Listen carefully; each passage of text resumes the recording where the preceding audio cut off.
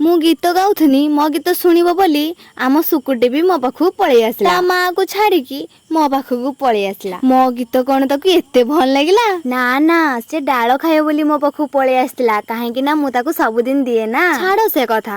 ତମ ମାନଙ୍କୁ ଗୋଟେ କଥା କହିଥିଲି ମନେ ଅଛି? ମାନେ ଆମ ବାଡି ଶାଗ କଥା ବା। ଆଜି ମୋ ଭାଉଜ ଆଉ ମୋ ବୋଉ ତୋଳୁଛନ୍ତି। କଣ ଆପଣଙ୍କ ବାଡିରେ ଏମିତି ଶାଗ ହେଇଛି ନା ହେଇନି? ଛାତପୁରୁଣି, କନିସିଡା ଆଉ ମଦରଙ୍ଗା ଆଉ ଡାହି ନେଉଟିଆ। ଆମ ଆଡେ ଏଇ ଶାଗକୁ କଣ କୁହନ୍ତି ଆପଣ ମାନେ ତ ଜାଣିଲେ। ଆପଣଙ୍କ ଗାଁ ବାଟେ ଏଇ ଶାଗକୁ କଣ କୁହନ୍ତି? କମେଣ୍ଟ କରିକି ନିହାତି କୁହନ୍ତୁ। ଶାଗ ଭଜା ପଖାଳ ଖାଇସାରିଲା ପରେ ଦିପହର ଟାଇମ ରେ ଆମ ଘରେ ହେଇଥିଲା ଆଜି ମାଛ ତରକାରୀ। ସପନା ଆଜି ବାହାରକୁ ପଳେଇ ଯିବ ବୋଲି ମୁଁ କହିନି ସପନା ଆସୁନୁ ଆମ ଘରେ ଖାଇ ଖାଇକି ଯିବୁ। ତାକୁ ଅପେକ୍ଷା କରି କରି ପଛେ ମୁଁ ଖାଇଦେଲି ହେଲେ ସେ ଆସିଲାନି। ସେ ଆସିଲା ବେଳକୁ ମୋର ଖାଇବା ସରିଗଲାଣି। ସେଥିପାଇଁ ସେ ବାପିଙ୍କ ପାଖକୁ ଯାଇକି ଖାଇଦେଲା। ପ୍ରାୟତଃ ସମସ୍ତେ ଯେତେବେଳେ ବାହାରୁ ଆସନ୍ତି ବହୁତ ଖୁସି ଥାନ୍ତି ଆଉ ଯେତେବେଳେ ଘରୁ ବାହାରକୁ ଯାଆନ୍ତି ବହୁତ ଦୁଃଖ କରନ୍ତି। ସତରେ ପୁଅ ଛୁଆଙ୍କ ଲାଇଫ ବହୁତ କଷ୍ଟ ନା।